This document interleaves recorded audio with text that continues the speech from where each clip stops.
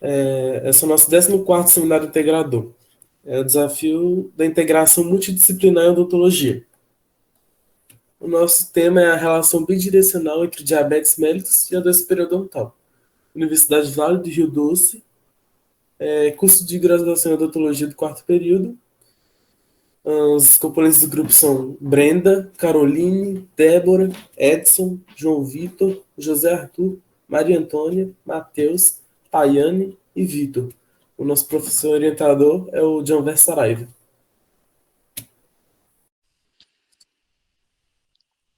O objetivo deste trabalho é discutir a estreita relação entre diabetes mellitus e doença periodontal através de uma revisão e literatura. A diabetes é uma doença metabólica causada pela produção insuficiente ou má absorção de insulina. A diabetes tipo 1, ela é um tipo na qual o pâncreas ele não produz insulina, fazendo com que o organismo não seja capaz de utilizar o açúcar no sangue para produzir energia, gerando sintomas como boca seca, sede constante e a vontade de urinar frequente. O diabetes tipo 2 é caracterizado pela produção insuficiente de insulina pelo pâncreas ou a incapacidade do organismo de utilizar a insulina produzida de forma eficiente. Está mais propícia em pessoas com mais de 40 anos, acima do peso, sedentárias e sem hábitos saudáveis. A gestacional ela é caracterizada também pelo aumento dos níveis de glicose no sangue durante a gravidez, podendo trazer complicações à saúde da mãe e do bebê, no qual gera sede constante, vontade frequente de urinar e cansaço. As complicações das diabetes, ela depende da duração e da gravidade de hiperglicemia em longo prazo. Ela pode promover transtornos e falência de diversos órgãos, cujos sinais mais habituais são a poliúria, que é o aumento do volume de urina, a polidipsia, que é sede persistente, a polifagia, que é fome excessiva, fadiga e perda de peso. Pode mudar, por favor.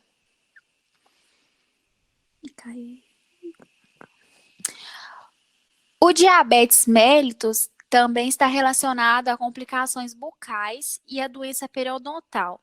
É a complicação oral mais importante. E a estreita relação entre a instalação e a progressão da doença periodontal e a presença do diabetes como fator de colaboração tem sido motivo de preocupação dos cirurgiões dentistas. A doença periodontal ela é caracterizada pela inflamação e destruição dos tecidos de proteção, o qual se refere à gengiva e a de suporte, que são ossos, cementos e ligamento periodontal dos dentes. A principal causa é a higiene bucal insuficiente, associada à sustentabilidade do sistema imunológico. A doença periodontal ela é altamente prevalente nos indivíduos diabéticos. Nesses indivíduos, o controle deficiente do biofilme dental ele pode favorecer a instalação da doença periodontal com maior severidade e velocidade de progressão do que aquela observada em indivíduos não diabéticos. Os pacientes diabéticos não diagnosticados ou mal controlados pode-se observar o aparecimento de diversos abscessos periodontais, levando então à destruição rápida do suporte ósseo e na futura manutenção dos dentes. Pode passar, por favor.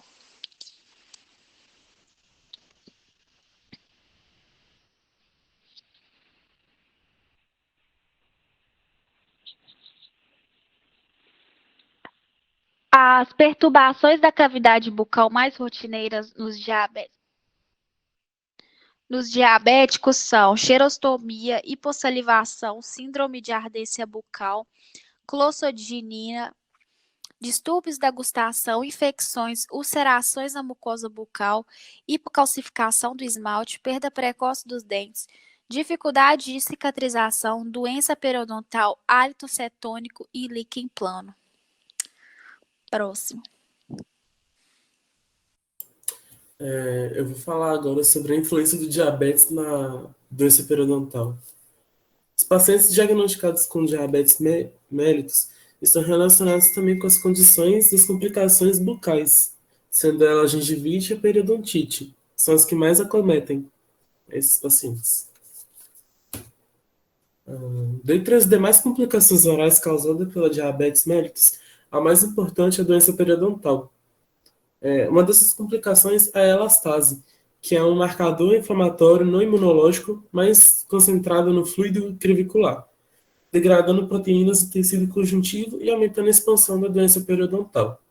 Essa relação da doença periodontal com a diabetes mellitus tem sido uma grande preocupação para os cirurgiões dentistas.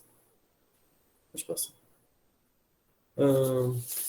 A relação entre a doença periodontal e a diabetes tem sido extensamente estudada, e estudos apontam vários fatores a diabetes mellitus com progressão na doença periodontal, sendo esses aspectos os tipos de diabetes que são mais comuns não, são mais extensos na diabetes mellitus tipo 1, a idade dos pacientes, que varia da idade durante e após a puberdade e entre os 40 anos para cima, a destruição autoimune das células beta no pâncreas, que acontece no tipo 1, levando à deficiência da insulina e reduz a resistência, que acomete o tipo 2.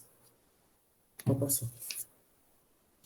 A gengivite é uma doença periodontal mais comum, de evolução rápida, e é causada por um acúmulo de placa bacteriana na superfície dental. A periodontite, por sua vez, é mais lenta e pode apresentar um quadro irreversível, gerando uma resposta imunoinflamatória local ou sistêmica, o que eleva a interleucina, provocando aumento da resistência da insulina. Nos pacientes com diabetes mellitus, há uma disposição de produtos finais de glicação avançada que, quando ligam os receptores, estimulam os macrófagos a liberarem medidores inflamatórios, que causam destruição do ligamento periodontal e recessão gengival e reabsorção óssea, na maioria, em casos mais graves. Como os pacientes, para passar. Como os pacientes aceleram a doença periodontal, é necessário ser realizada uma orientação de higiene oral que se baseia em tratamento com a raspagem supra e subgengival em período, né, periodicamente, usar fio dental com muita frequência, bochecho de antisséptico após a escovação para diminuir a exigência de insulina, e para pouca salivação, aplicação tópica de flúor. Rotação. Já na insuficiência da doença periodontal, a influência da doença periodontal no diabetes, foi levantado um estudo com pacientes de diabetes mellitus do tipo 2, que não depende de insulina. A periodontite foi associada à piora de controle glicêmico ao longo do tempo. Um cliente com periodontite com tempo de 2 a 4 anos no início do exame apresentou uma piora do controle glicêmico do que o cliente que não apresentou doença bucal. Esses pacientes com a diabetes mellitus. Vou passar. Foi levantada a hipótese de que um tumor denominado TNF-alfa provém de um processo gengival, o qual é um mecanismo de resistência à insulina, influenciando órgãos como fígado, músculo, tecido adiposo. Além disso, o TNF-alfa sozinho é um potente bloqueador da recepção de insulina. Nossa. Diagnóstico e monitoramento do diabetes mellitus é realizado em exames de laboratórios, como a glicose plasmática em jejum, que é um tipo de exame, e a hemoglobina glicada. Essa hemoglobina glicada apresenta a média de controle glicêmico entre 2 e 3 meses. E uma forma de que se usa como parâmetro para fazer os tratamentos, para fazer as terapias periodontais, é o método da hemoglobina glicada.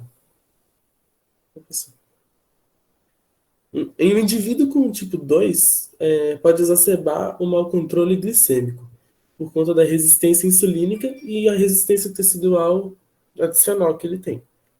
Já os do tipo 1 são doses normais de insulina, que são inadequadas. Elas não são indicadas para manter o bom controle glicêmico dele, do paciente. por conta da resistência tecidual induzida por infecção. É isso. Eu vou falar agora um pouco sobre a associação da doença com os conteúdos ministrados no curso de odontologia. A diabetes e a doença periodontal têm uma forte ligação. O diabetes, quando ele está descontrolado, ele aumenta o risco da doença periodontal, que por sua vez ela descontrola o metabolismo da glicose e, consequentemente, assim, né, dificulta o controle do diabetes. Na periodontia, ocorre a associação, né, dos parâmetros clínicos periodontais.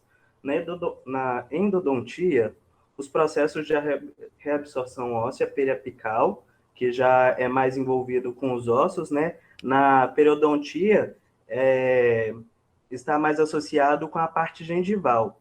Na psicologia, facilita um pouco a relação entre o dentista e o paciente, quando o dentista sabe que o paciente, né, é portador da doença, diabetes, ele tem uma facilidade a mais para tratar com ele.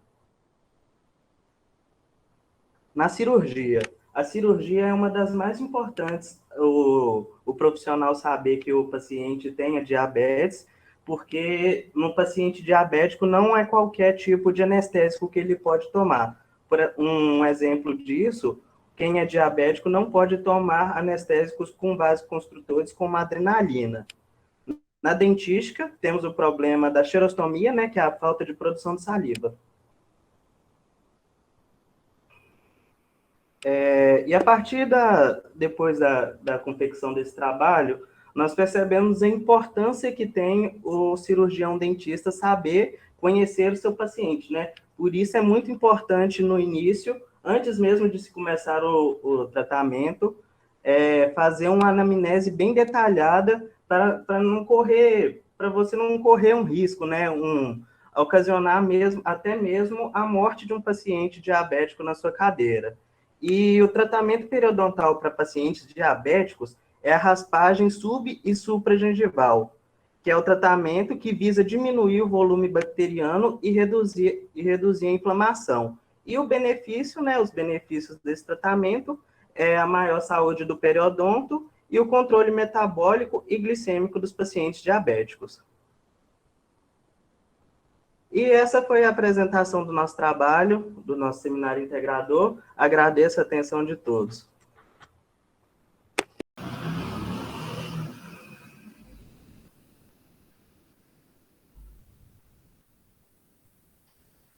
Olá, pessoal. Meu nome é Benhur.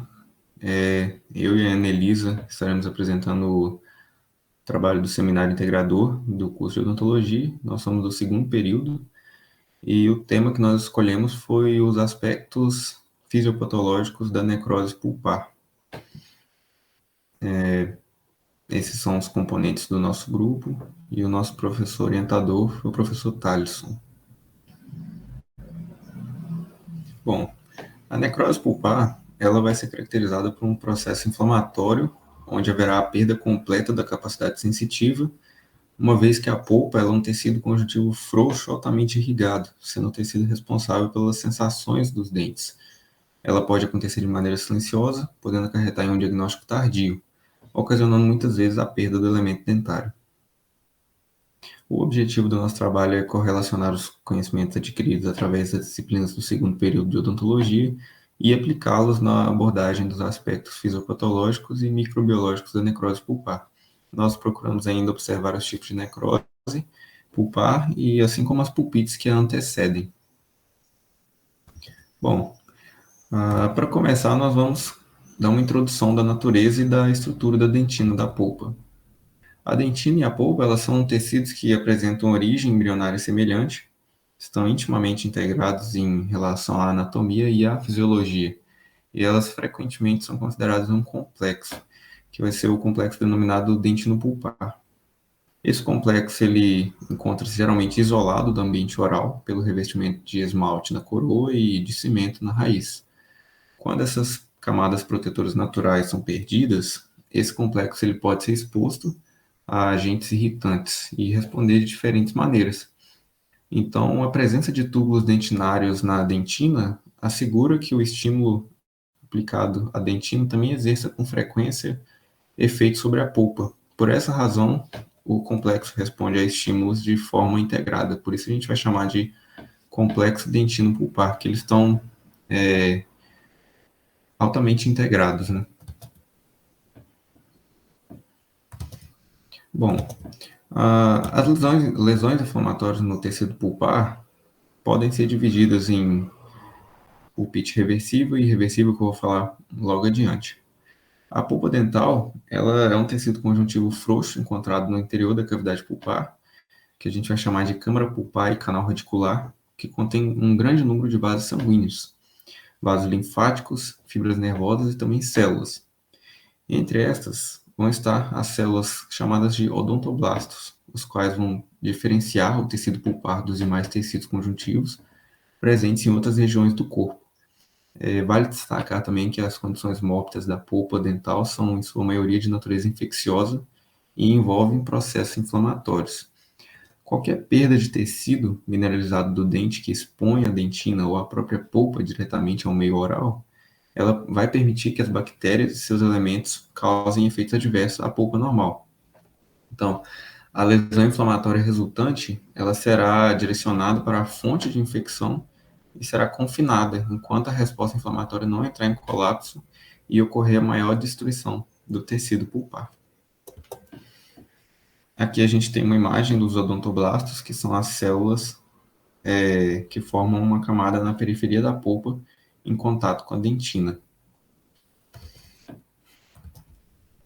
Bom, aí a gente vai entrar em pulpite reversível e pulpite irreversível. A pulpite reversível, ela tem, por definição, uma leve alteração inflamatória na polpa em fase inicial, em que a reparação tecidual ela advém de uma vez que ela seja removida o agente desencadeador do processo. Então, se o agente causador for removido, tem grande chance de não haver progressão. Se os irritantes persistirem ou aumentarem, a inflamação pulpar ela torna-se de intensidade moderada a severa, o que vai caracterizar a pulpite irreversível, né? Com também um possível progresso para a necrose pulpar. A pulpite irreversível, por sua vez, é quando a polpa é exposta, uma área de contato direto da polpa com os micro-organismos da cárie e ela vai ser estabelecida. Inicia-se, então, um verdadeiro combate, né, visando a eliminação do agente agressor.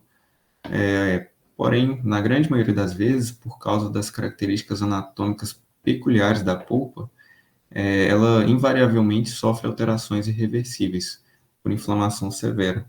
Mesmo a remoção dos agentes agressores não vai ser suficiente para reverter o quadro, havendo a necessidade de intervenção direta na polpa. Acometida por um processo inflamatório de caráter irreversível, ela vai progredir para necrose, a qual pode dar-se lenta ou rapidamente. Aqui a gente tem uma imagem que exemplifica a pulpite reversível e a irreversível. No primeiro quadrinho, a gente, da esquerda para a direita, nós temos a pulpite reversível, que à medida que a cárie avança na dentina em direção à polpa, ela aumenta a gravidade do processo inflamatório pulpar. E no segundo quadradinho a gente tem a pulpite irreversível, que após a exposição pulpar por cárie, a agressão exercida diretamente por micro-organismos é intensa e gera inflamação severa e irreversível.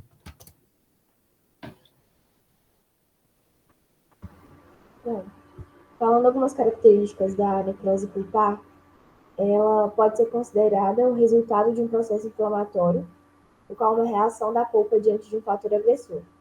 Ela é a completa cessação dos processos metabólicos do tecido pulpar e, basicamente, é um somatório de alterações morfológicas da polpa, pois caso o agente não seja combatido, a polpa continuará sendo agredida até ocorrer a necrose.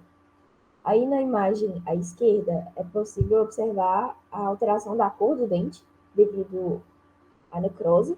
E na imagem à direita dá para ver que é um dente acometido de cárie que está avançando em direção à polpa.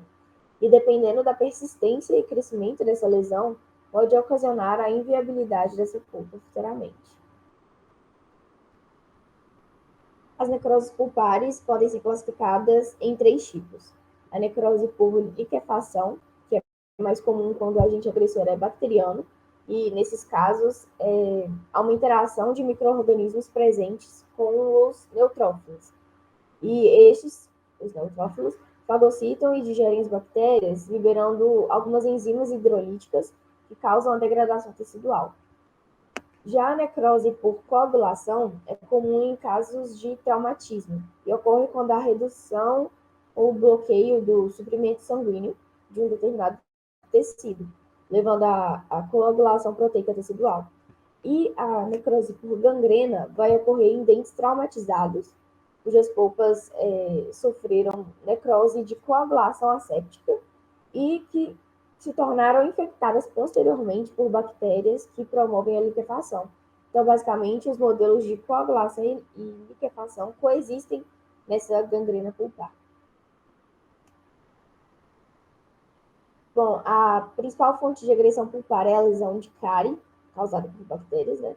E na imagem ao lado é possível notar uma cárie extensa, com uma profunda penetração de bactérias nos túbulos dentinários e na dentina terciária. Então, é possível observar uma extensa área de infecção pulpar.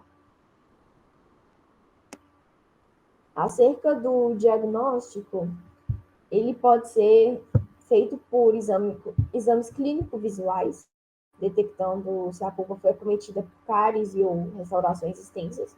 Ele pode ser pela observação do escurecimento da coroa e pode ser também por meio de radiografia. Enquanto o tratamento, ele irá consistir na remoção do tecido necrosado, medicação intracanal e obturação do sistema de canais radiculares.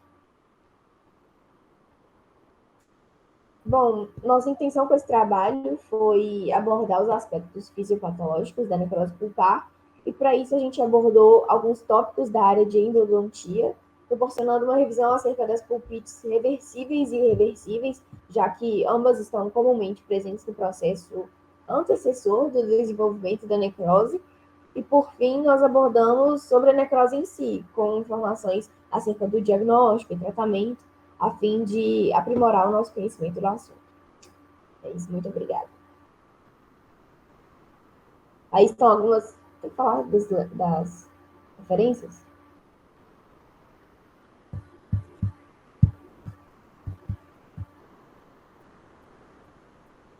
Tá aí?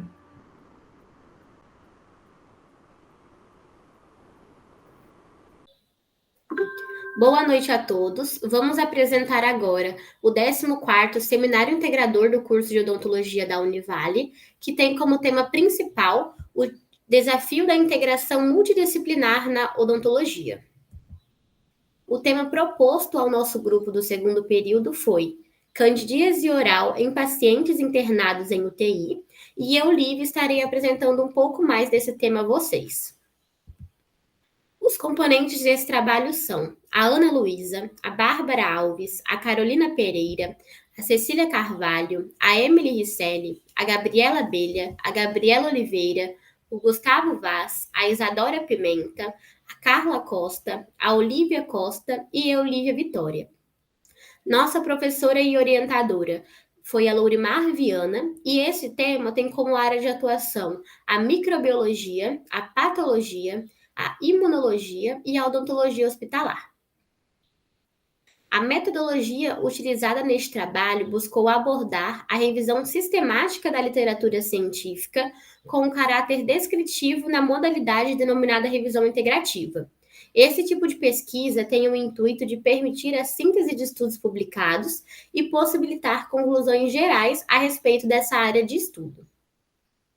A candidíase oral, conhecida popularmente como sapinho, é uma infecção fúngica muito comum, que acontece devido ao crescimento excessivo de espécies do gênero Cândida, sendo a maior responsável a Cândida albicans. E além de afetar a saúde bucal, ela pode afetar também os órgãos do sistema respiratório e também a pele.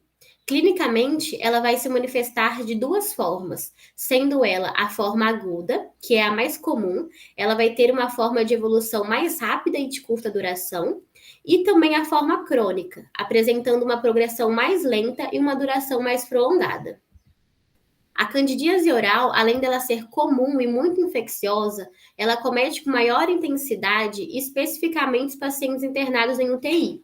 Isso se dá por conta de que eles se encontram mais vulneráveis por estarem com o sistema imune comprometido. E a falta de atendimento odontológico nas unidades de terapia intensiva, associada às condições desses pacientes, vai contribuir para a proliferação de bactérias e fungos na cavidade oral. Sendo assim, o objetivo deste trabalho é realizar um levantamento acerca da presença da candidíase oral em pacientes internados em unidades de terapia intensiva e analisar a importância do cirurgião dentista para sua prevenção, diagnóstico e tratamento. E para que possamos compreender este tema, primeiramente devemos falar sobre a infecção hospitalar na UTI. Em síntese, essa infecção ela é adquirida após a admissão do paciente na unidade hospitalar, que vai se manifestar durante a sua internação ou após a sua alta. Na UTI, são tratados pacientes críticos. Estes estão susceptíveis às infecções com mais gravidade e frequência. E uma das infecções hospitalares mais comuns nesse ambiente é a candidíase oral. A candidíase oral ela é causada pelas diferentes espécies de Candida albicans e caso ela não seja diagnosticada e tratada precocemente, ela pode aumentar o período de internação e também levar esse paciente ao óbito. Existem diversos tipos de causas da candidíase oral, sendo eles o baixo pH, a higienização deficiente, o baixo fluxo salivar, a influência da terapia medicamentosa que esse paciente está sendo submetido e também a deficiência imunológica. Os tipos de manifestações clínicas que são notados pelos cirurgião dentistas nos exames clínicos são a pseudomembranosa, que é uma manifestação clínica mais comum, caracterizada por manchas brancas na mucosa labial, bucal e no palato mole. A eritematosa, que ela é uma manifestação mais dolorosa, que vai ocorrer em pessoas que têm prótese. A crônica hiperplásica, que são lesões esbranquiçadas, geralmente mais homogêneas, que vai ocorrer na mucosa ou na parte lateral da língua. E a queilite angular, que é uma inflamação caracterizada pela maceração dos ângulos da boca. Os tipos de diagnóstico da candidíase oral são variados, sendo eles o esfregaço, o bochecho, os meios de cultura, por coleta de saliva total e, em último caso, pela biópsia da mucosa. Os tipos de prevenção da candidíase oral, eles começam com a visita regular do cirurgião dentista ao leito desse paciente que se encontra acamado. Esse cirurgião dentista vai ajudar tanto na prevenção e tanto no tratamento desse paciente, fazendo uso de escovas dentais elétricas para diminuir o risco de contaminação, o uso da saliva artificial, o uso de antissépticos e também o uso de raspadores de língua. O tratamento da candidíase oral, ele é prescrito pelo clínico geral ou pelo dentista com medicamentos antifúngicos tópicos como a nistatina ou miconazol. Caso esses pacientes eles sejam resistentes a esses medicamentos, também são utilizados tratamentos intravenosos, como anfotericina B ou equinocandinas. Sendo assim, podemos destacar a importância da presença do cirurgião dentista na equipe hospitalar, pois ele pode diagnosticar alterações bucais mais precocemente, avaliar a presença do biofilme dental, realizar adequação do meio oral através de procedimentos curativos e preventivos, diminuindo assim a chance de infecções sistêmicas, tempo de internação e custos hospitalares. Ao realizarmos este trabalho, passamos a compreender a importância da associação de vários conteúdos ministrados no curso de odontologia. Para a descoberta das causas, formas de transmissão das doenças, métodos preventivos e processos de defesa do organismo, se fez necessário um conhecimento básico das disciplinas de microbiologia e imunologia. Para o entendimento das manifestações bucais e fácil diagnóstico, se fez necessário o uso da patologia. E com base na odontologia hospitalar, notamos que a atuação profissional do cirurgião dentista tornou-se ainda mais significativa no ambiente hospitalar para os cuidados desse paciente, visando a saúde bucal, a prevenção e o diagnóstico precoce da infecção na cavidade oral. Essas matérias nos conduziram a uma necessidade maior de valorizarmos a interdisciplinaridade para a compreensão da candidíase oral em pacientes internados em unidade de terapia intensiva. Podemos concluir, então, que a infecção de candidíase oral é muito comum e frequente em pacientes de UTI, por serem pacientes mais vulneráveis a infecções fúngicas. Por isso, é recomendável a presença de um cirurgião dentista nas unidades de terapia intensiva para o acompanhamento, diagnóstico precoce e tratamento específico desses pacientes. As referências do nosso trabalho estão nesse QR Code, e para você ter acesso às nossas revisões de literatura e também aos artigos utilizados, é só vocês apontarem a câmera do celular de vocês para esse QR Code. Nós agradecemos à Univale pela oportunidade de apresentar esse seminário integrador e também à nossa professora e orientadora Lourimar. Muito obrigada e boa noite.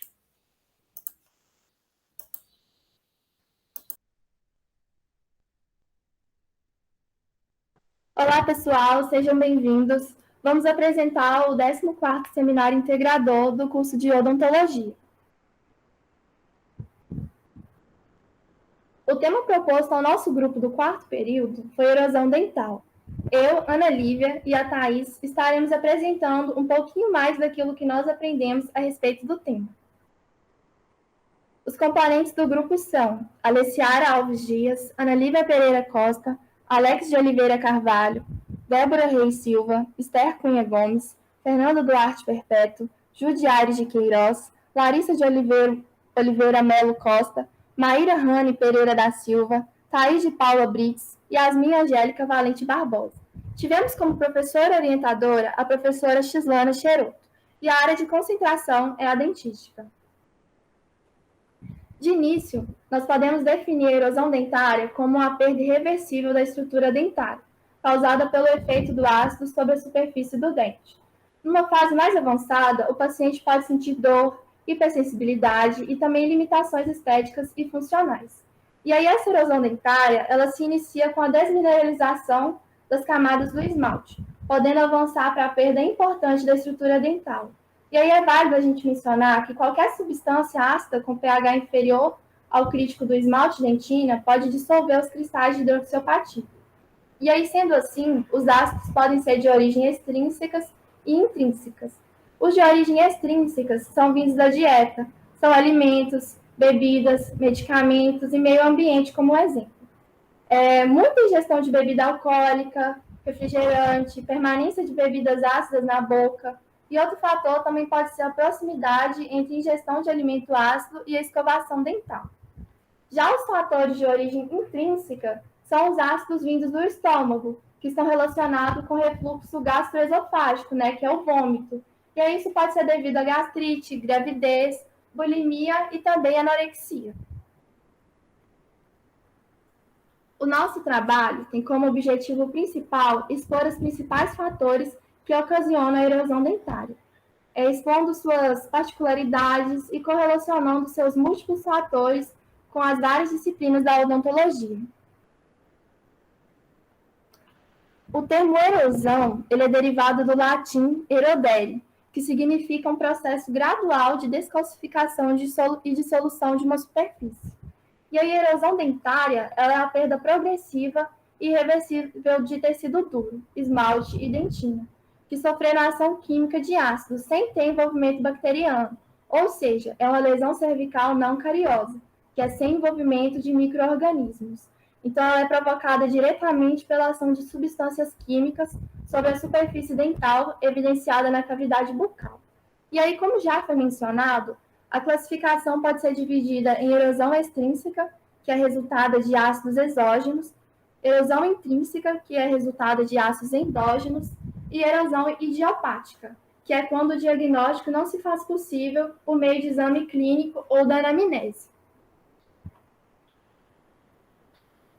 E aí, ao exame clínico, as lesões de erosão geralmente têm aspecto superficial fosco e sem limites bem definidos. Ela é caracterizada como aspecto superficial fosco e sem limites bem definidos, né? A desmineralização do esmalte em forma de pires ou U, ausência de placas macroscópicas e polimento de superfícies dentais atingidas pelo ácido. E um outro sinal também pode ser a falta de brilho no esmalte. E aí o diagnóstico precoce dessa lesão, ele é muito difícil, porque ele é acompanhado de sinais e sintomas que são muito limitados ou frequentemente ausentes. E aí, por isso, o paciente raramente conhece seus sinais iniciais, mas em casos avançados, podem incluir formação de diastema, alteração da dimensão vertical de oclusão, dor muscular causada pela instabilidade oclusal e disfunção da ATM.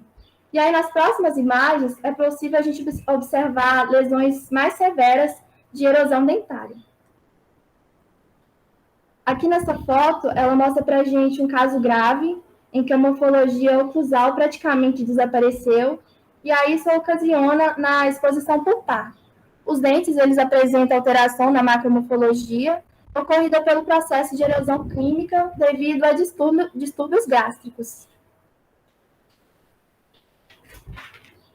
E aí, quando a erosão ela acontece em dentes restaurados, as restaurações elas se encontram bem salientes, projetando-se acima da superfície dental. E, além disso, as restaurações elas podem adquirir um aspecto de ilha quando forem de amálgama, como mostra aqui nessa imagem. E aí, a progressão da erosão oclusal, apresentando um arredondamento das cúspides dos dentes molares, e aí evidenciando as restaurações que estão acima do nível da superfície dentária adjacente.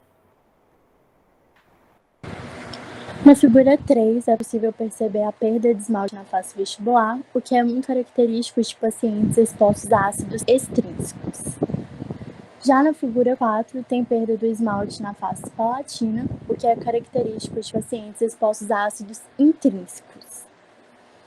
O tratamento da erosão dental ele consiste em educar o paciente sobre as consequências do processo erosivo para que tenha um controle, e só depois que o paciente tiver esse controle é que o tratamento restaurador pode acontecer. O tratamento restaurador inicial ele deve ser conservador, da forma menos invasiva possível e usando os materiais adesivos.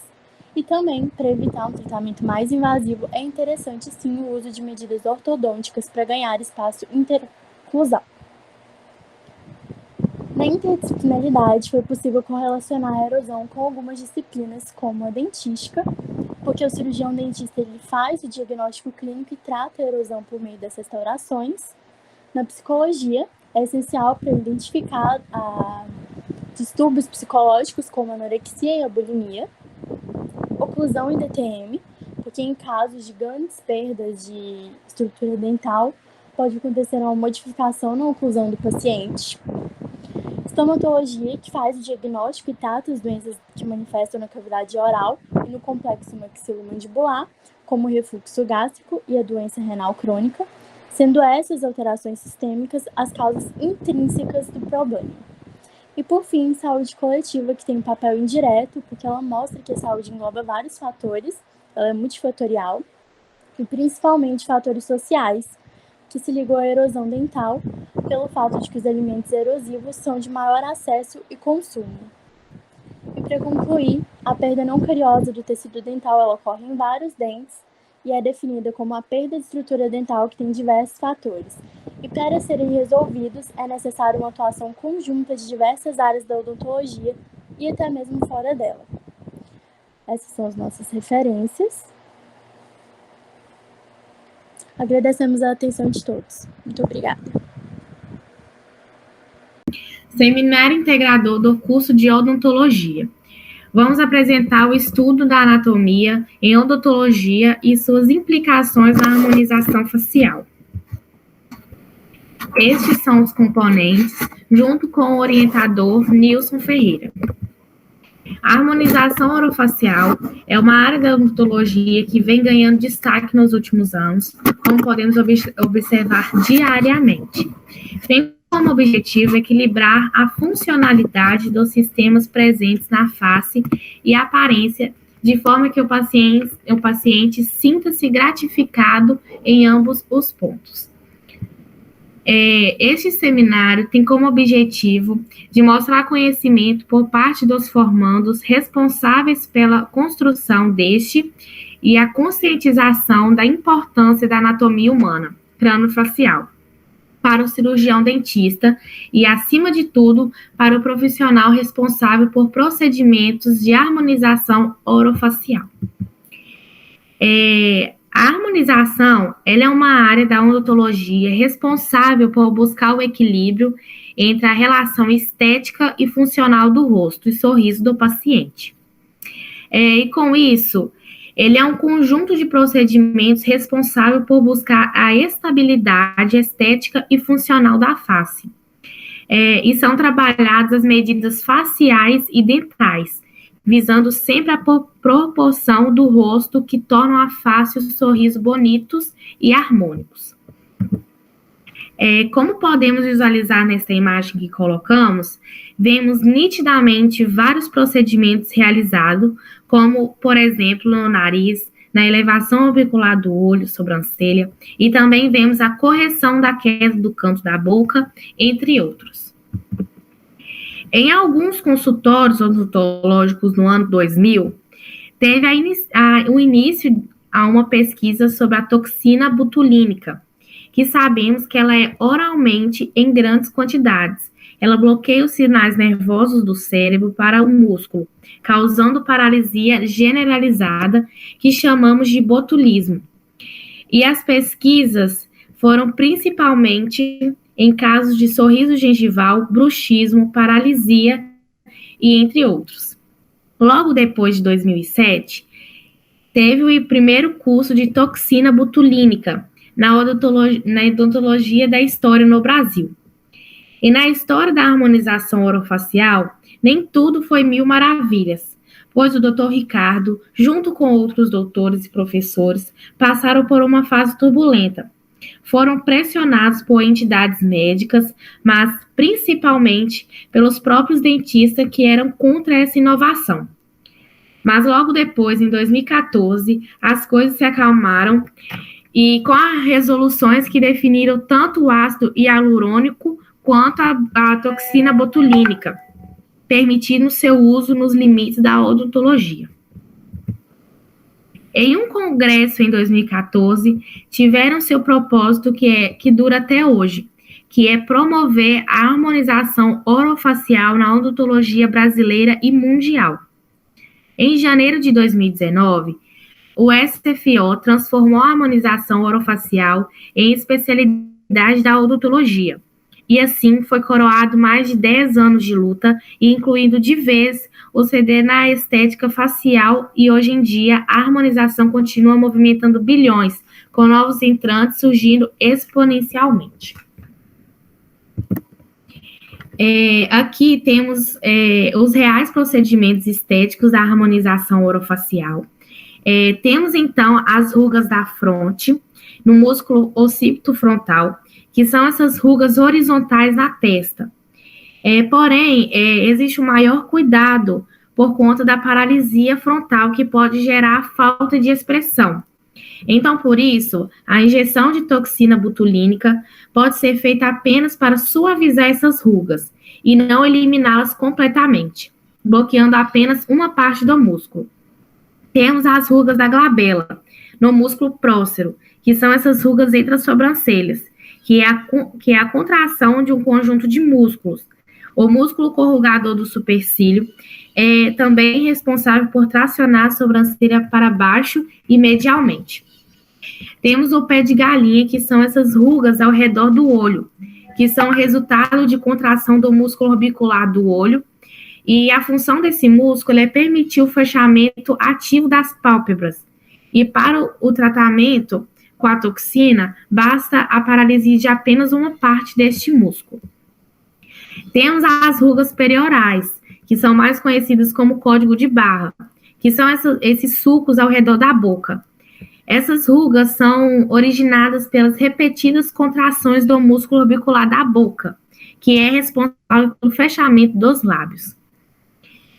As rugas do nariz, que elas são marcadas pela contração repetida do músculo próxero, que são a glabela, e o elevador da asa nasal.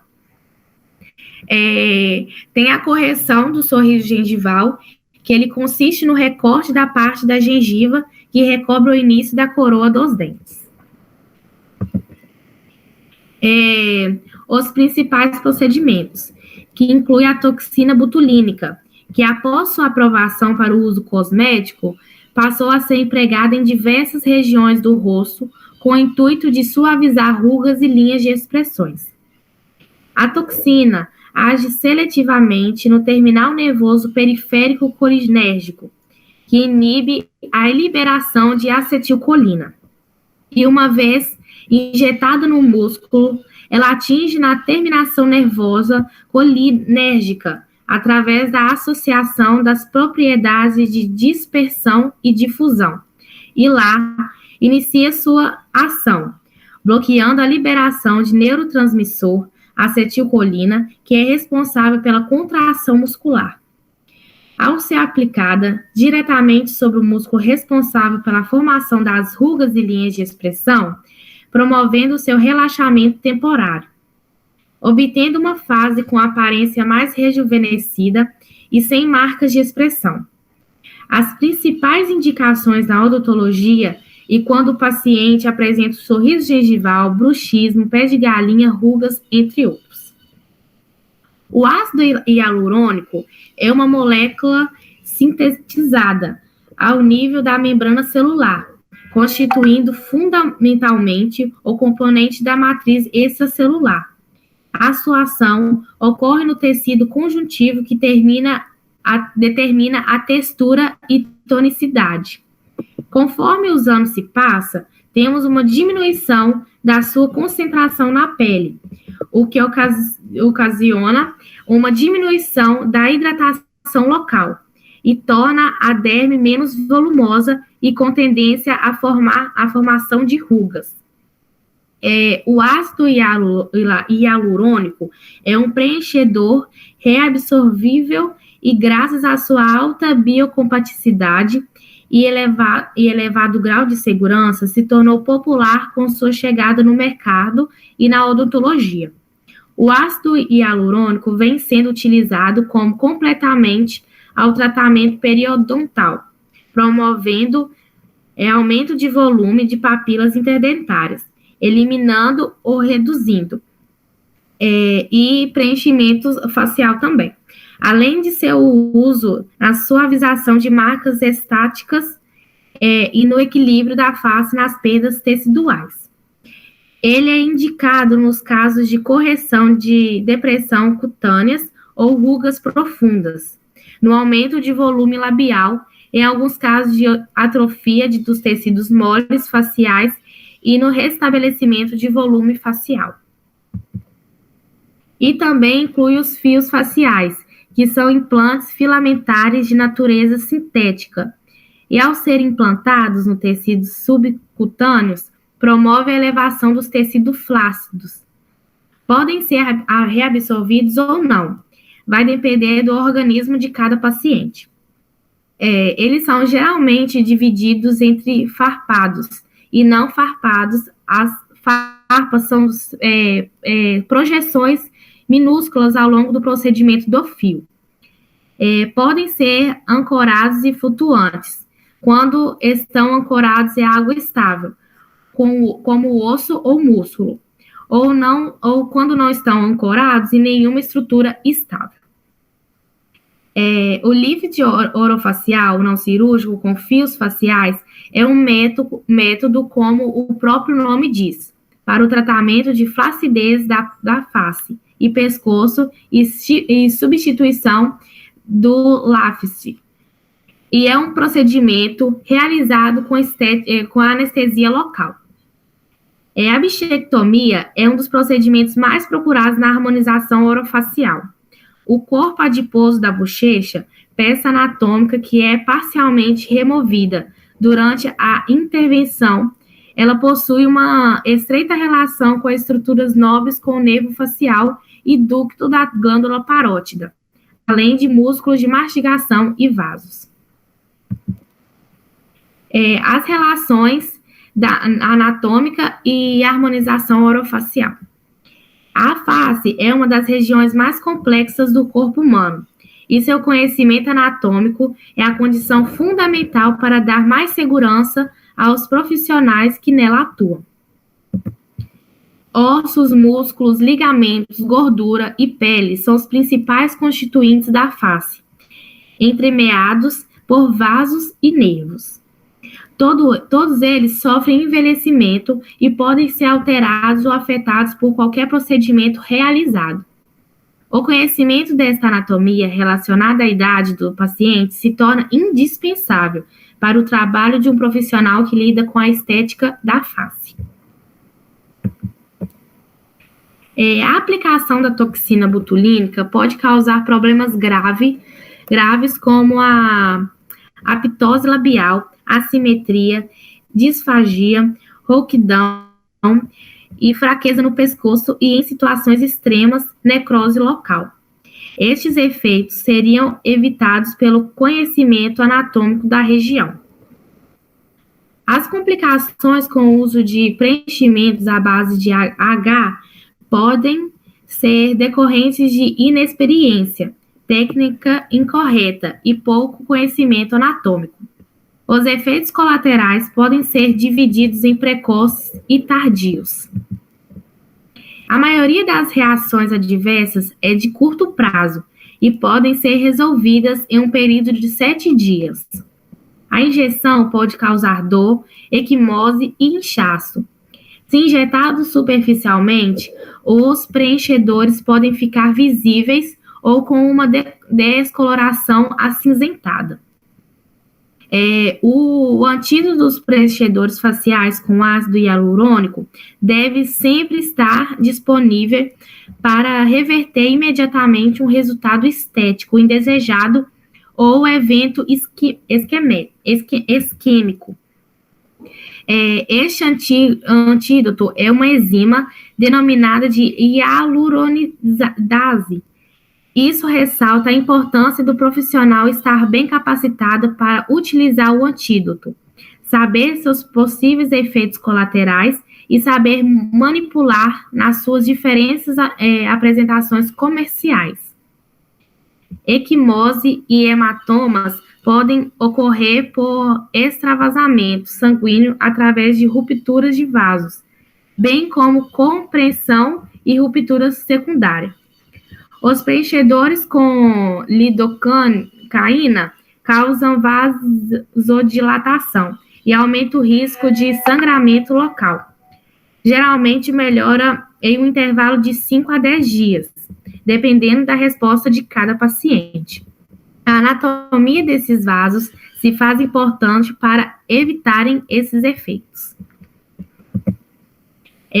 A conclusão é que é de extrema importância o domínio da anatomia orofacial para a realização e sucesso dos procedimentos em harmonização orofacial, podendo ser arriscado caso o profissional não tenha um entendimento amplo na anatomia facial nos procedimentos da harmonização orofacial. Este foi o nosso trabalho. Tenha uma boa noite. Boa noite, meu nome é Ana Luísa. Eu vou apresentar o seminário integrador do segundo período do curso de odontologia, onde o tema geral é o desafio da integração multidisciplinar em odontologia. Nosso tema escolhido foi infecções oportunistas em pacientes com HIV positivo. E nosso grupo é composto pela Alexandre, Amanda, Ana Clara, Ana Júlia, Ana Luísa, Gabriela, Harrison, Ilka, Jasmine, Maria Fernanda e Raila, e a professora orientadora é a Rosália. Bom, para começar, é importante a gente falar que o Brasil é o primeiro país com maior número de casos da doença na América Latina, considerando tantas pessoas com HIV e as pessoas que desenvolveram para AIDS, porque não é a mesma coisa, a pessoa pode ter HIV, mas não desenvolver para AIDS, não apresentar nenhum sintoma. Então, para isso é importante a gente compreender melhor as fases do HIV, que começa na fase inicial, que é onde a pessoa tem contato com o vírus do HIV, a taxa de CD4 dela, que são as células de defesa, começam a diminuir, e ela vai apresentar sintomas virais comuns, como febre, cefaleia, mal-estar e linfonodomegalia.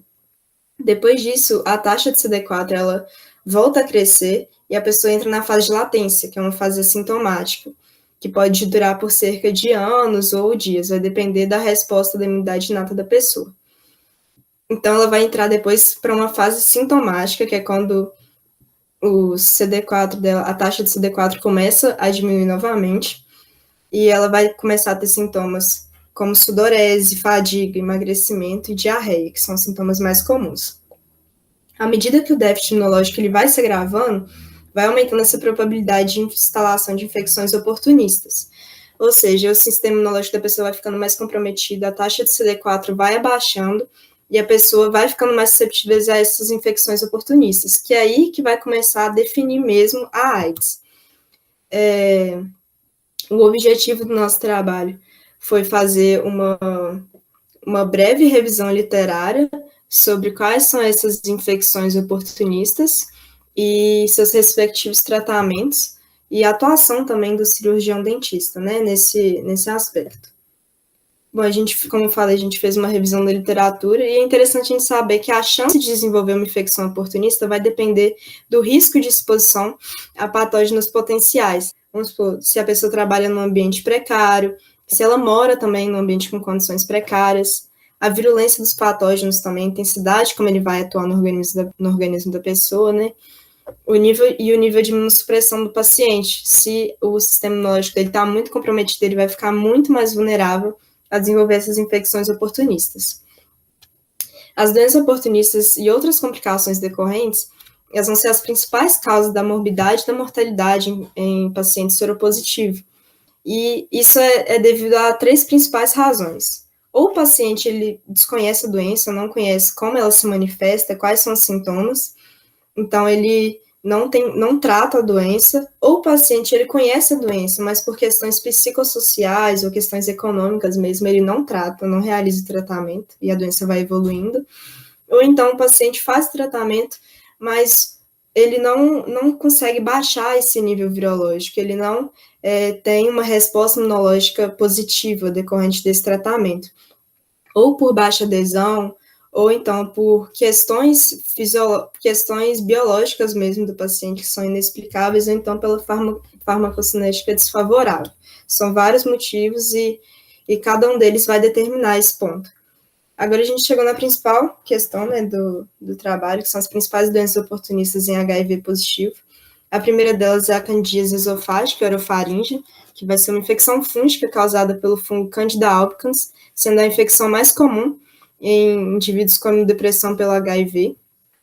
Ela vai se manifestar por meio dessas placas esbranquiçadas na mucosa, como a gente pode ver ali na imagem do slide, e também pela disfagia, que é a dor e a dificuldade ao engolir alimentos, e pelas dores no peito. É importante a gente falar que somente a candidíase oral, ela não é considerada uma infecção oportunista. Ela vai ser considerada uma infecção oportunista quando ela passa a ser uma candidíase esofágica também, quando essa candidíase vai para o esôfago. Então, é um ponto importante a ser considerado, né? Para a gente tratar essa candidíase esofágica orofaríngea, a gente vai entrar com medicamentos antifúngicos, como o fluconazol. A gente também tem outra doença, que é a doença citomegálica, que é ocasionada pelo citomegalovírus, e vai atacar principalmente a retina, causando a retinite. Mas ela é uma doença disseminada, ou seja, ela pode acometer vários órgãos, como pulmões, fígado, cérebro, baço e medula. Então, para o diagnóstico, vai ter que fazer uma biópsia do órgão que foi afetado, né, o que vai dificultar também a identificação da doença por causa desse acometimento em vários órgãos. Ela também pode se manifestar por meio de úlceras indefinidas, úlceras em qualquer região da mucosa. Ali a gente tem, na imagem, a gente tem uma úlcera no palato mole, descendo ali para a região da úvula, e o tratamento ele vai ser realizado por meio de antivirais, quando a doença se agrava, e por meio de antivirais sistêmicos para combater a retinite. A gente também tem a histoplasmose, que é uma infecção fúngica também causada pelo fungo Histoplasma capsulatum, que vai ser comum em pacientes soropositivos com a taxa de CD4 inferior a 200. É importante saber a história epidemiológica do paciente para saber se ele teve contato em algum momento com fezes de aves ou de morcegos, que vai facilitar no diagnóstico, né? E também é uma doença disseminada, que pode afetar principalmente a medula óssea. Por isso que é sempre importante pedir uma biópsia da medula óssea, quando suspeitar dessa doença, para fazer um diagnóstico, para ter certeza se a pessoa está com essa doença, né? Para os sintomas, são febre, perda de peso, aumento do fígado e do baço, algumas alterações pulmonares e lesões na mucosa e na pele, como a gente pode ver ali na imagem, né? Uma úlcera rasa ali na região nasal. O tratamento ele é feito com medicamentos antifúngicos também. A gente também tem a criptococose, que tem 1 milhão de casos por ano em todo o mundo e já apresentou mais de 600 mil mortes. E ela costuma ocorrer mais em pacientes com uma taxa de CD4 inferior a 200. A manifestação ela vai ser causada pela meningite subaguda ou meningoencefalite, que é causada pelo fungo Cryptococcus neoformans, sendo a principal forma de acometimento da doença, né? E vai apresentar sintomas como febre, mal-estar, cefaleia, náuseas, vômitos e alterações no nível de consciência, além das lesões cutâneas, como a gente pode ver na imagem, que vai ser uma alteração mais visível e de mais fácil identificação. O tratamento ele vai ser feito com antifúngicos mais potentes, como a anfotericina B e o fluconazol. A gente também tem a neurotoxoplasmose, que é uma doença ocasionada pelo protozoário Toxoplasma gondii, e vai ser a causa mais comum de lesões neurológicas em pacientes com AIDS. Os sintomas mais comuns vão ser a confusão mental, convulsões, cefaleia e déficits focais. A identificação da doença vai ser por meio dessas manchas, né, que a gente pode ver na imagem ali, das manchas escurecidas. Quanto maiores, mais grave a doença. E o tratamento é empírico, que com pacientes com lesões mais graves, né, lesões maiores, ele vai ser feito de descompressão externa e biópsia. A tuberculose é a segunda doença pulmonar mais comum em pacientes com HIV, mas ela é a principal causa de óbitos em pacientes com HIV, por causa da sua alta letalidade. Ela é ocasionada pela bactéria Mycobacterium tuberculosis, e o risco de uma pessoa apresentar a tuberculose é 16 a 27 vezes maior em uma pessoa com HIV do que uma pessoa que não apresenta doença. O Brasil ele ocupa o 20º lugar na lista de países com maior incidência da tuberculose no mundo, que, segundo a OMS, que é um ponto muito importante ser tocado, né, que a doença merece ainda mais atenção. E todas as pessoas com tuberculose elas precisam ser testadas para HIV por causa desse alto índice de óbito. Os sintomas, eles incluem tosse por mais de 3 semanas, dores no peito, febre, perda de peso, cansaço, sudorese noturna. O tratamento, ele precisa ser feito de forma muito cuidadosa, porque se você já entrar com o tratamento antirretroviral, pode ser que gere uma resposta anti-inflamatória muito intensa na pessoa, e ela, apesar de apresentar uma melhora de início, ela pode ser levada a óbito por causa dessa ação anti-inflamatória muito intensa no organismo da pessoa que já tem a doença, né? Então a combinação dos dois torna ainda mais difícil o tratamento dessa doença. Por isso, em pacientes mais graves, com uma taxa de CD4 inferior a 50, é recomendado que se espere 2 semanas para começar esse tratamento antirretroviral. Em pacientes mais moderados, espera-se 7 semanas e na 8ª já começa com o tratamento antirretroviral, que é para evitar, né, essa resposta anti-inflamatória intensa. A pneumocistose é a infecção pulmonar oportunista mais comum, na frente da tuberculose ainda, e é uma infecção fúngica causada pelo fungo Pneumocystis gyrovese. Todos nós já tivemos contato com esse fungo, só que essa doença não se desenvolve em pessoas saudáveis, em pessoas que têm uma resposta imunológica adequada, somente em pessoas imunocomprometidas, como é o caso da AIDS. Elas vão ocorrer nessas pessoas por meio de uma nova aquisição desse fungo, ou então pela reativação do fungo. E ocorre normalmente em pessoas com a taxa de CD4 inferior a 200. Dentre os sintomas, a gente pode identificar a dispneia progressiva, febre, tosse seca progressiva, desconforto torácico, perda de peso e calafrios. Para o diagnóstico, é feito, juntas, né, os achados clínicos com essas imagens, como a gente pode ver no slide, imagens de raio-x, e identificação do fungo no material colhido por meio de colorações. O tratamento vai depender da gravidade da doença, né, da gravidade que vai se apresentar no paciente. Normalmente utiliza-se medicamentos antifúngicos, mas se for uma forma mais grave, pode entrar também com o uso de corticoides para conseguir controlar melhor essa doença. Bom, a gente pode ver que as pessoas com HIV elas são muito mais vulneráveis, né? Elas trazem várias limitações por causa desse ataque do vírus às células de defesa e essa baixa no sistema imunológico, né?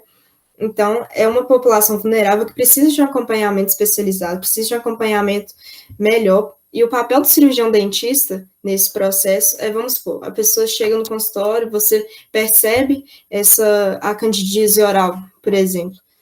Você precisa de investigar se a pessoa está com candidíase somente oral ou também se a pessoa apresenta dor no peito, se passou por essa candidíase esofágica, que vai caracterizar uma infecção oportunista. Por isso é importante esse conhecimento sobre várias áreas, como imunologia, microbiologia, biologia do desenvolvimento, já que a doença pode ser transmitida via placentária, farmacologia também, para saber os medicamentos indicados, né, como deve proceder o tratamento, fisiologia, enfim. Esse foi o nosso trabalho. Muito obrigada pela atenção.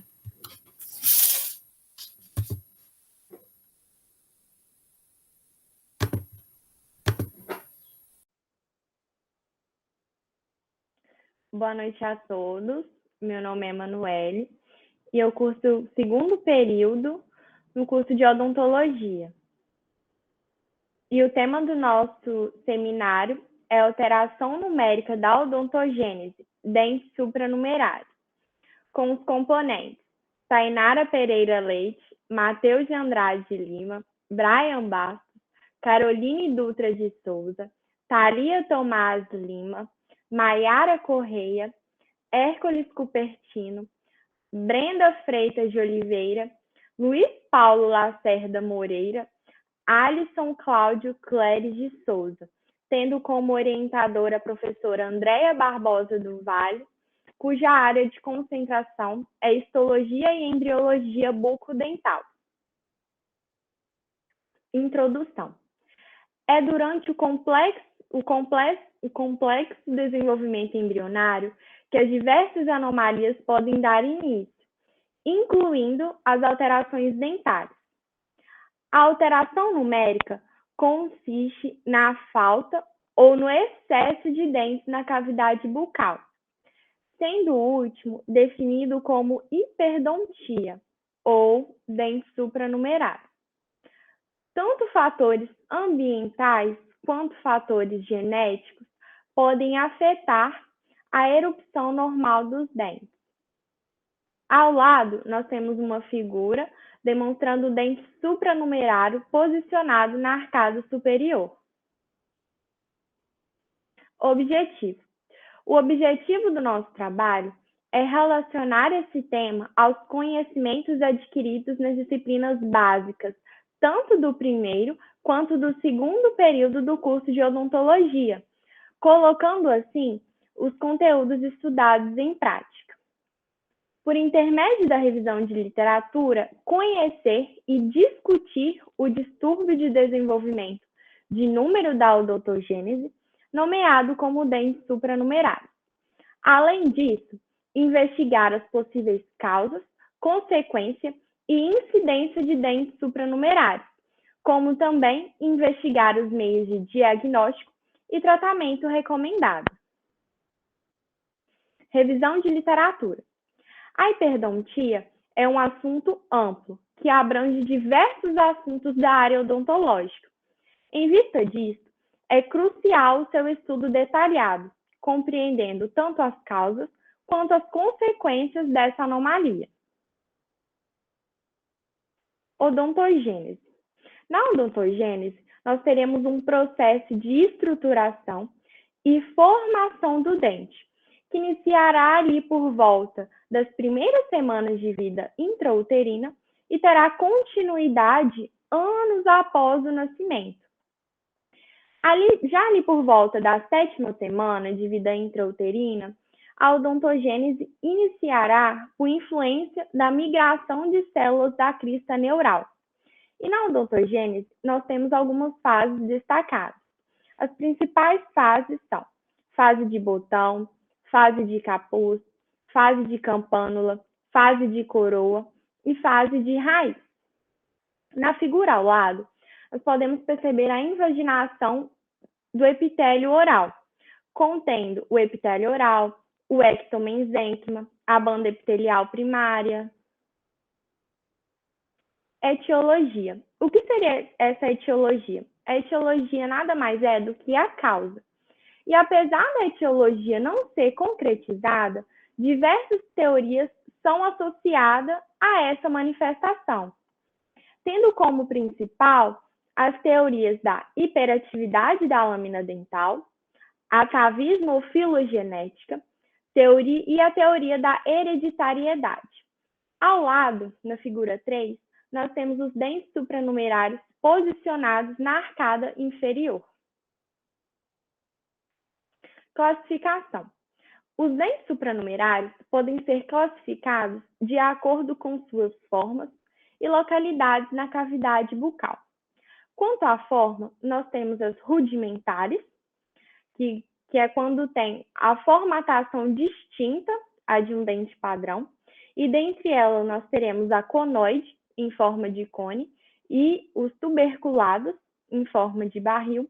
E quanto à forma, nós teremos também suplementares, que é quando irá apresentar uma forma similar de um dente comum. Além da forma, nós temos também quanto à localização. Temos os mesiodentes, que é quando o dente supranumerário se encontra na pré-maxila, entre os incisivos superiores.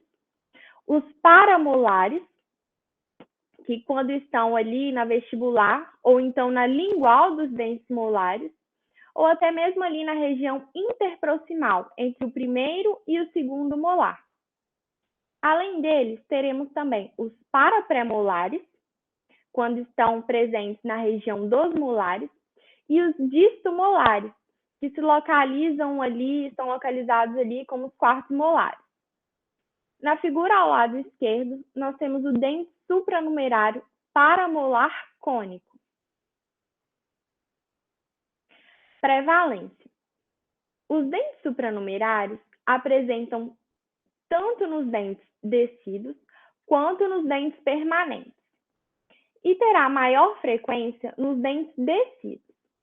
Já na dentição permanente, entre 76% a 86% do número dos pacientes irão apresentar hiperdentia em apenas um dente. Nos casos em que ocorre o excesso de apenas um dente, a prevalência será no arco superior. Porém, já na hiperdontia múltipla, o arco mais afetado é o inferior. A região anatômica que mais se tem incidência de supranumerários será dos incisivos superiores, seguida dos quartos molares superiores e inferiores, pré-molares, caninos e incisivos laterais. Ainda que a maioria dos dentes supranumerários ocorra nos ossos gnáticos, já foram relatados casos na gengiva, na tuberosidade maxilar, no palato mole, nos seios maxilares, na fossa esfeno-maxilar, na cavidade nasal e até mesmo entre a órbita e o cérebro. Agora eu vou passar para o meu amigo Hércules para dar continuidade na apresentação. Oi, meu nome é Hércules e eu vou falar sobre os diagnósticos. O diagnóstico ocorre através de exames radiográficos de rotina e pode ser assintomático. A radiografia panorâmica confere uma baixa visibilidade, fazendo-se a necessidade de várias combinações de diversos ângulos radiográficos, como as oclusais e periapicais. Aqui nós podemos observar uma figura radiográfica panorâmica apresentando múltiplos elementos dentários. As alterações características da presença de dentes supranumerários pode ocorrer em impactação dental, erupção atrasada, desenvolvimento normal das raízes dos permanentes, formação de cistos foliculares, apinhamentos dos dentes na região anterior da maxila e erupção ectópica de um dente adjacente. O tratamento ocorre na presença de dentes supernumerários, que pode ocasionar em deficiências oclusais em potencial e, portanto, precisa de muita atenção. Cerca de apenas 7 a 20% dos supernumerários não desenvolve complicações clínicas, e a remoção desse dente acessório deve ser realizada o quanto mais cedo possível, e, se possível, ainda na fase de dentição mista. O diagnóstico precoce é um fator primordial para garantir um tratamento adequado, a fim de minimizar os danos que a hiperodontia pode acarretar aos dentes adjacentes, sendo eles estéticos ou funcionais. No relato de trabalho, a gente usou os conteúdos estudados nas disciplinas do curso de odontologia até o referido momento, se fazem indispensáveis para a formação do processo e ensino-aprendizagem em relação às anomalias dentárias. Na fisiologia, estudamos minuciosamente os processos mecânicos, químicos e biológicos que envolvem o funcionamento do corpo humano, relacionando-se ao assunto através de alterações nos processos fisiológicos causados pela hiperdontia. Na microbiologia, ela engloba o estudo dos seres vivos, microscópicos e a sua interação tanto com o meio ambiente e tanto com o hospedeiro, relacionando-se de maneira análoga ao tema exposto, pois, a dentição em excesso pode influenciar na alteração anormal e microbiota bucal. Na anatomia escultura dental, nos permite estudar a morfologia geral dos dentes, incluindo tamanho, formato, volume e acidentes anatômicos individualizados. Dessa maneira, assim, facilitando a observação de características anormais, como, por exemplo, a hiperdontia. Na metodologia científica, nos permite o desenvolvimento do trabalho baseado em um conjunto de diretrizes da universidade, que certifica o caráter científico da pesquisa. Na anatomia crâniofacial, ela constitui o estudo abrangente de conteúdos envolvendo osteologia, miologia, angiologia e esplantonologia,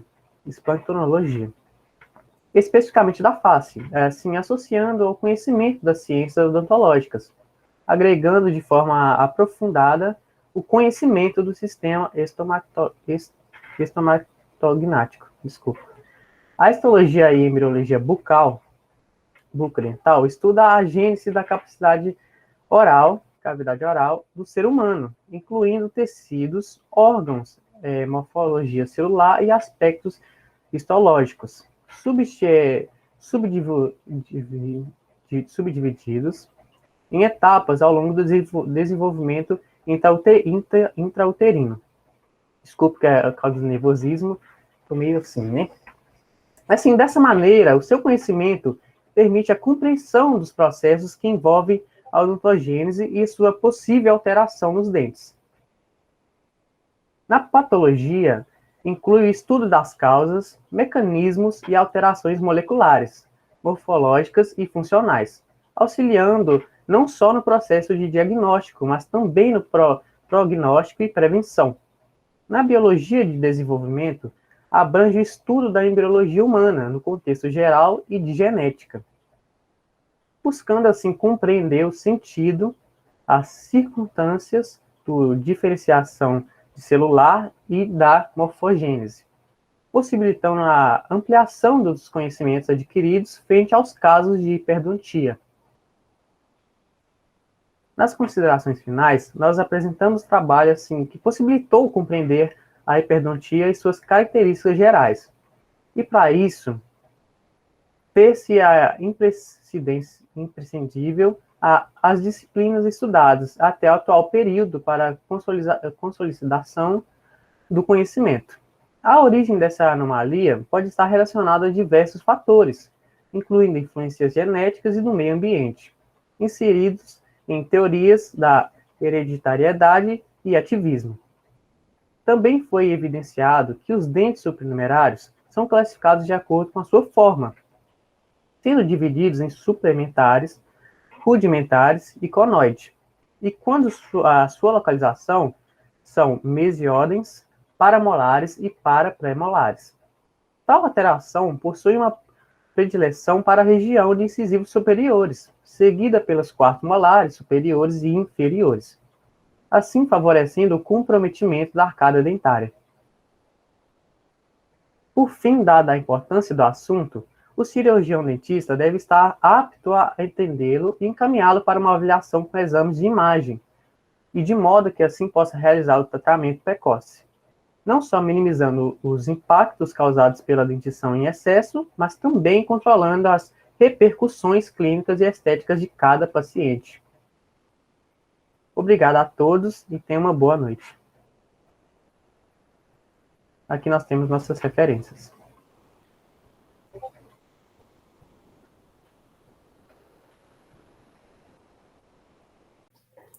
Boa noite.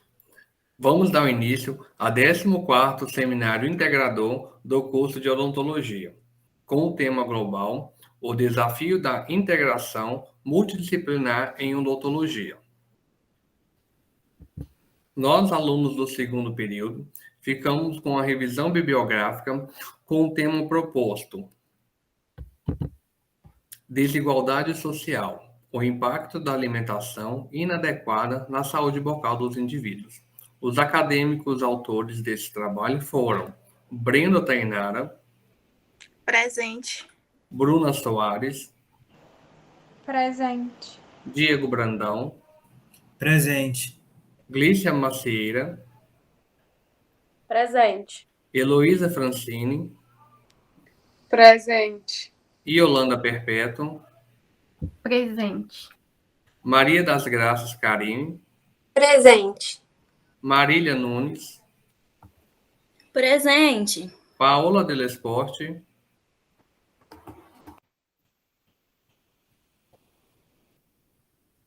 Raquel Xavier. E Sara Carvalho. Presente.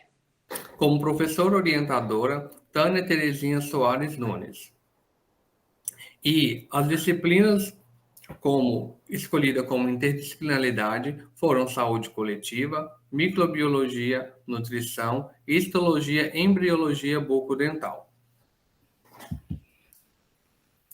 A Constituição Federal Brasileira, promulgada em 1988, conceitua a saúde como resultante das condições de alimentação, habitação, educação, renda, meio ambiente, trabalho, lazer, acesso e posse da terra do serviço de saúde.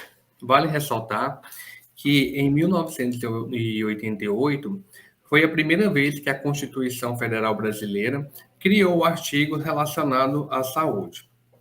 Segundo o Ministério da Saúde, compreende que a saúde bucal, em geral, ela está relacionada a diversos fatores. Entre eles, destaca-se os hábitos alimentares. Sendo assim, os fatores socioeconômicos, sociais e comportamentais exercem grandes influências sobre a saúde dos indivíduos, assim como a alimentação.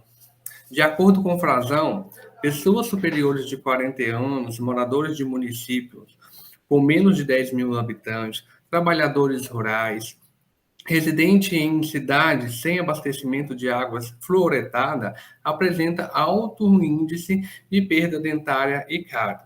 Destaca também sobre a menor oportunidade desses habitantes ao acesso ao tratamento odontológico. O autor relata que pessoas negras também têm dificuldade ao acesso odontológico.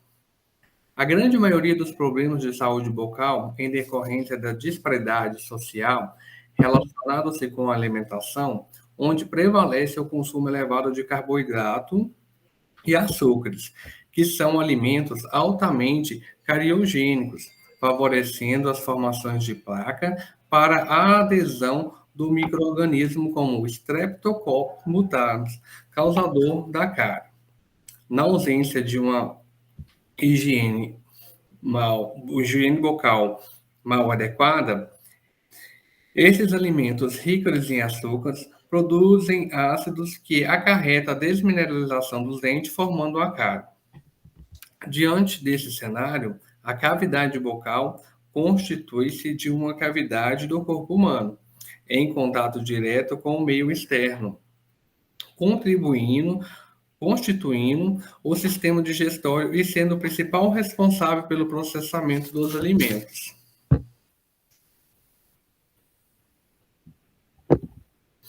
O objetivo desse trabalho é apresentar a inter-relação que existe entre a desigualdade social, a alimentação inadequada e seus impactos diretos na saúde bucal dos cidadãos, inserido num contexto social de vulnerabilidade social. Essa pesquisa foi desenvolvida a partir de uma revisão bibliográfica, em forma de sítios exploratórios, com apresentações de resultados de natureza descritiva, através de pesquisas diretas em documentos normativos, artigos periódicos disponíveis em sites específicos. Também foram utilizados critérios de inclusão, textos e páginas em português, disponível integralmente e publicado majoritariamente entre os anos de 2011 e 2021, com exceção de alguns documentos constitucionais, como a Carta Magna Brasileira. Oi, boa noite. Meu nome é Yolanda e agora eu vou prosseguir a apresentação do trabalho. É importante salientarmos que a saúde é a adaptação do organismo ao ambiente físico, psíquico e social, de modo que o indivíduo se sente bem, é a saúde subjetiva, e não apresenta alterações orgânicas, que é a saúde objetiva.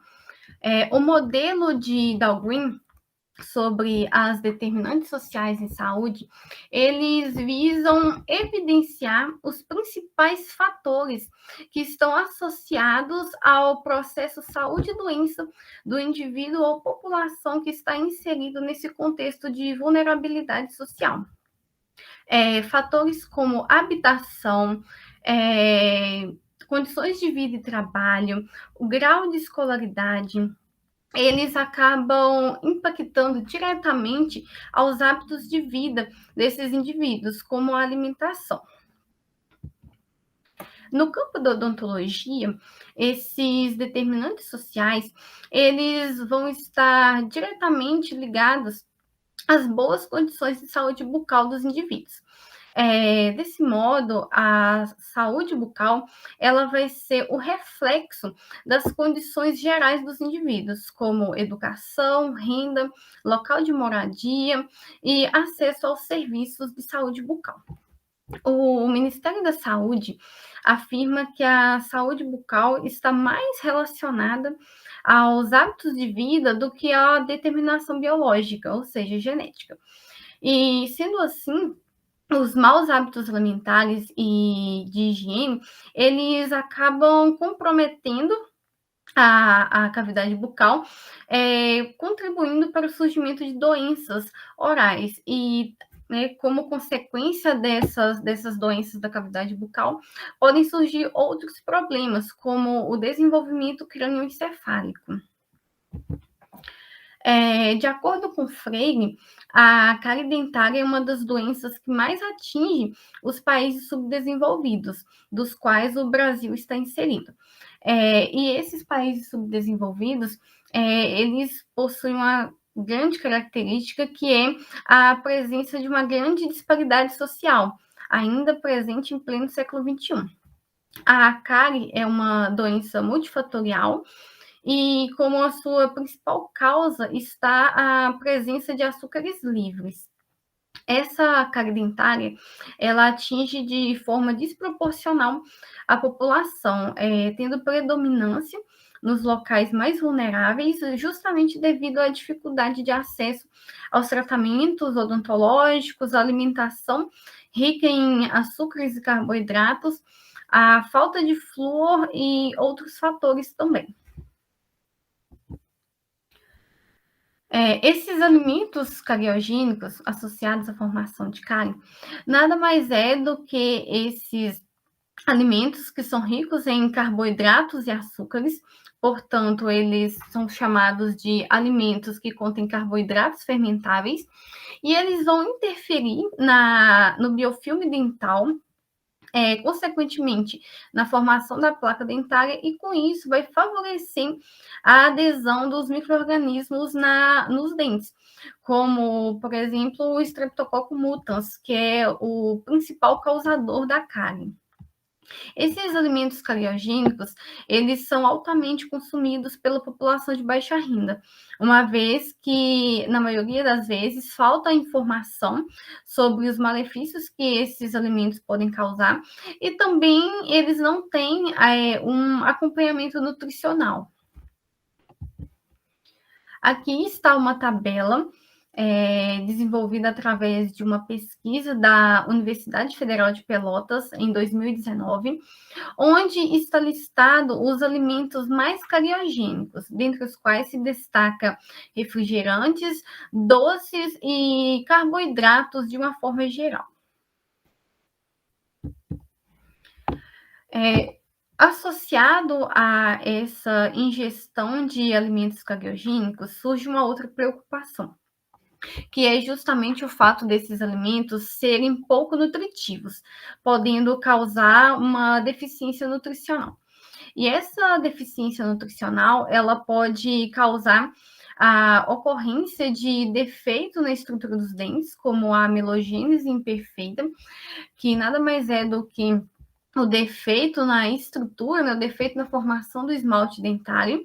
Pode causar também atraso na erupção dos dentes durante o período de formação, além de causar alterações nas glândulas salivares, o que se configura como algo prejudicial, visto que a saliva ela é muito importante para a manutenção da cavidade bucal, porque a todo momento os dentes perdem minerais para a saliva, e a saliva recompõe os minerais do dente, no processo chamado de desre, que é a desmineralização dos dentes e a remineralização.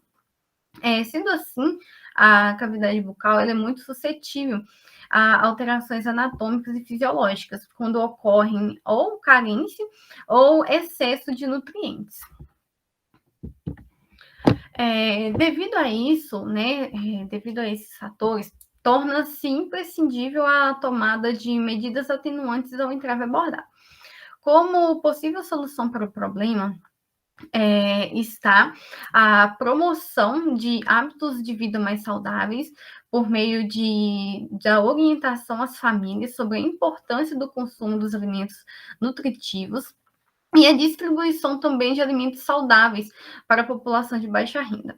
Esses dados que foram obtidos por meio da revisão bibliográfica, eles evidenciam que essa solução ela pode ser muito importante, uma vez que a distribuição de alimentos saudáveis para a população de baixa renda irá incentivar o consumo de alimentos mais saudáveis, da mesma forma que a conscientização ela vai ser muito importante para tentar direcionar esse pensamento para uma visão mais saudável e tentar mudar os hábitos alimentares. E esse consumo de alimentos anticariogênicos, eles vão, como esses alimentos anticariogênicos, como exemplos, nós temos verduras, legumes, alimentos ricos em fitatos e outras coisas. Eles são muito importantes porque eles auxiliam na limpeza dos dentes e também ajudam na constituição da saliva, tornando a saliva mais rica, né? A interdisciplinaridade do trabalho, como foi dito anteriormente, foi a saúde coletiva, uma vez que ela está relacionada aos determinantes sociais implicados no processo de saúde e doença do indivíduo, a microbiologia, no estudo e observação dos micro-organismos envolvidos nas manifestações orais, como o Streptococcus mutans, que é o principal causador da cárie dentária, histologia e virologia bucodental, uma vez que ela estuda as alterações na estrutura e erupção dos dentes, e a nutrição, devido ao estudo dos alimentos, os seus componentes, benefícios e malefícios. Portanto, a saúde bucal ela é primordial à saúde do indivíduo como um todo. E ela vai estar diretamente relacionada com uma alimentação saudável, balanceada e devidamente nutritiva, além de outros fatores essenciais, como a boa higienização oral e acesso ao atendimento odontológico. Por meio do presente trabalho, percebe-se como a odontologia está integrada com as diversas áreas de estudo, apresentando relação desde o processo de saúde e doença até o desenvolvimento de manifestação e o seu tratamento. Aqui estão as referências utilizadas para a elaboração do trabalho. E eu agradeço a todos pela participação e atenção. Olá, meu nome é Marconi de Deus, sou do 4º período do curso de odontologia e hoje nós viemos aqui apresentar o 14º Seminário Integrador, cujo tema geral é o desafio da integração multidisciplinar em odontologia.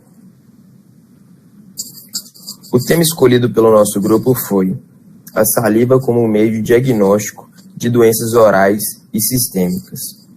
Os componentes do grupo são Beatriz Rosa, Flávia Gonçalves, Larissa de Souza, Laura Cristina, Letícia Taborda, Lucas Marigo, Mac Alan Rocha, Marconi Luiz, Rafael Leite, Verônica Santos e Yasmin Garcia.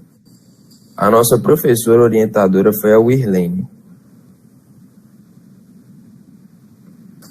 A saliva ela é um fluido aquoso, que é encontrada na boca, e ela possui muitos produtos complexos, tanto orgânicos quanto inorgânicos, e ela é secretada pelas glândulas salivares, provenientes da mucosa da orofaringe. Por ser uma substância encontrada na boca, ela tem contato direto com a mucosa oral e dentes. E também ela é de grande importância para a manutenção dos tecidos moles e duros da boca. Na boca, ela contribui para os processos mastigatórios, os processos da fala, deglutição, sensibilidade gustativa e da lubrificação dos tecidos.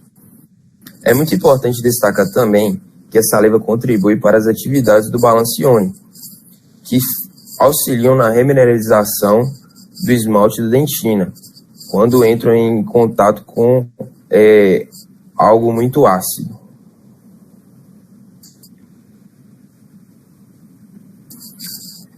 O sangue e a saliva, eles possuem uma relação direta. Isso ocorre através dos processos mecânicos de difusão passiva e do transportes recorrentes ativos através das membranas. Em relação à saliva, o método de diagnóstico de várias doenças é permitido através da alta concentração de moléculas existentes na saliva. Sem contar que a saliva possui métodos mais simples e menos invasivos, de baixo custo em relação ao diagnóstico com sangue. E isso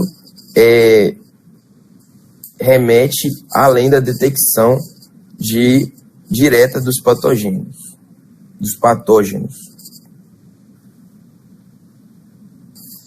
O objetivo desse seminário é fazer uma revisão de literatura sobre o uso da saliva como meio de diagnóstico de doenças orais e sistêmicas. Agora eu vou passar a palavra para meu companheiro Lucas Marigo. Muito obrigado.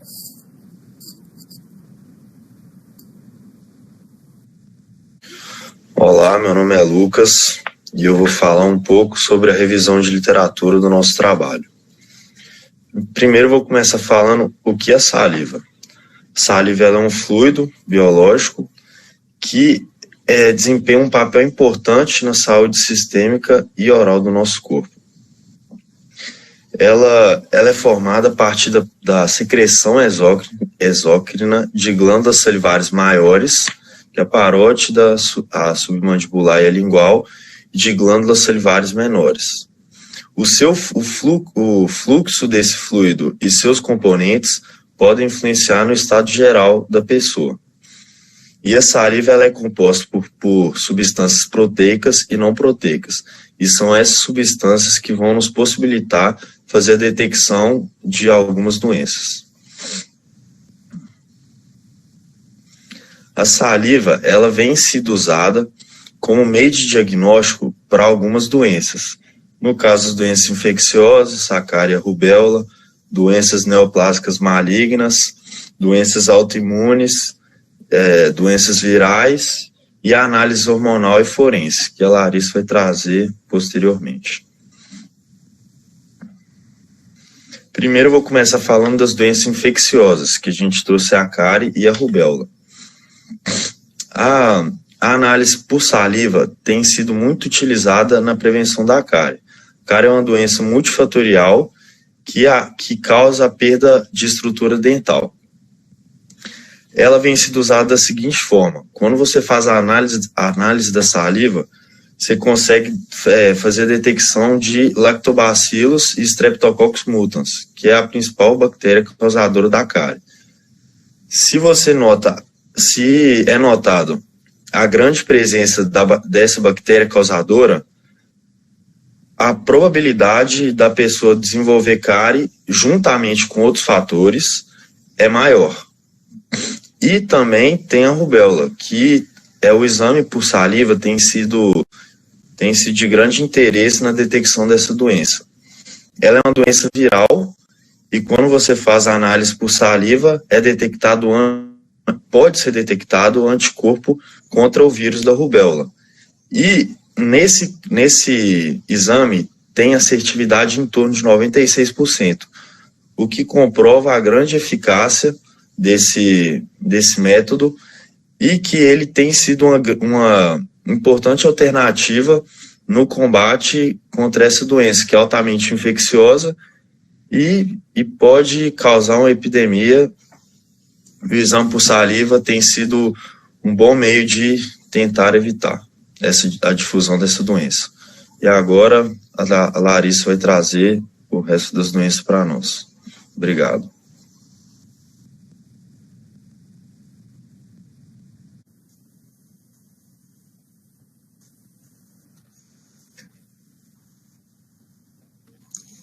Através do fluxo salivar e dos componentes presentes na saliva, é possível avaliar e detectar algumas alterações sistêmicas e locais.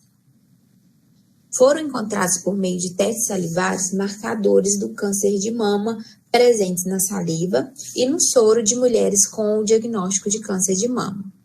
Segundo Lima e colaboradores, em 2014, a síndrome de Sjögren é uma disfunção das glândulas salivares e lacrimais, levando a alteração na concentração de citocina, e é possível detectar essa alteração através de exames com a saliva.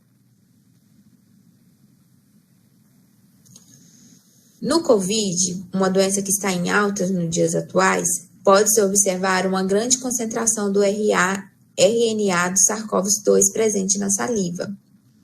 Uma detecção rápida e precisa do vírus pode auxiliar no controle de surtos na comunidade e em hospitais. Atualmente, utiliza a coleta de nasofaringe e orofaringe, no qual necessita de um profissional com técnica específica para realizar.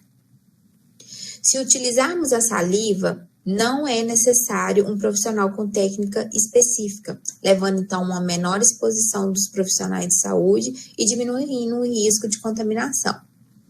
No HIV, o vírus é detectado após teste com saliva pelo rastreio de anticorpos, uma vez já ocorrida a soroconversão no doente. Assim, através de resultados mais rápidos do teste, o infectado pode adquirir cuidados para melhorar a qualidade de vida e até mesmo evitar a transmissão do vírus.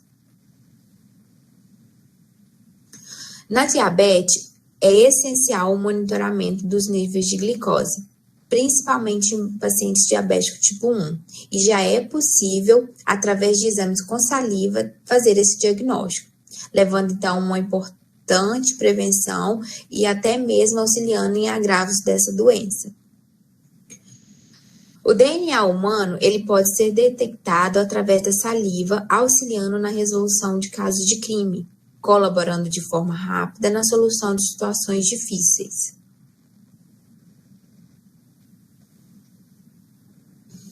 É possível observar uma correlação do tema do seminário com matérias estudadas no curso de odontologia, sendo essas matérias fisiologia oral, que ela desempenha um papel essencial para a manutenção dos tecidos orais. Na anatomia, podemos observar as glândulas salivares maiores, que são elas, glândula parótida, submandibular e sublingual, e as glândulas menores. Na microbiologia, podemos observar micro-organismos presentes na cavidade oral, observar também desequilíbrio na microbiota, e isso pode auxiliar na detecção precoce de doenças. As matérias de dentística e prótese vão resolver possíveis danos nos dentes causados pelo aumento do microbiota na cavidade oral. A biologia celular, ela vai auxiliar em exames detectando vírus, bactérias, fungos de forma barata. E isso pode evitar a propagação desses vírus. Na imunologia, podemos aprender um pouco sobre o sistema imunológico, anticorpos presentes na saliva, e isso vai facilitar na detecção também de exames na fase inicial. Na odontologia legal, ela vai auxiliar no caso de investigações, principalmente em casos de crimes sexuais, identificação de cadáver em decomposição, dentre outros. Sendo assim, podemos chegar na conclusão, através da revisão de literatura, que o benefício da utilização da saliva para exames como meio de diagnóstico se estabelece pelo fato da facilidade do seu recolhimento, coleta de forma não invasiva, simples armazenamento e de baixo custo. Pela facilidade de ser realizado, o teste pode ser usado para prevenção e controle de pandemias ou doenças infecciosas. Os avanços nos estudos de métodos de diagnóstico que utilizam saliva para o diagnóstico e acompanhamento de doenças orais e sistêmicas apresentam resultados promissores, podendo constituir um meio de exame usado na nossa rotina. Aqui estão algumas de nossas referências e nós gostaríamos de agradecer a todos pela atenção.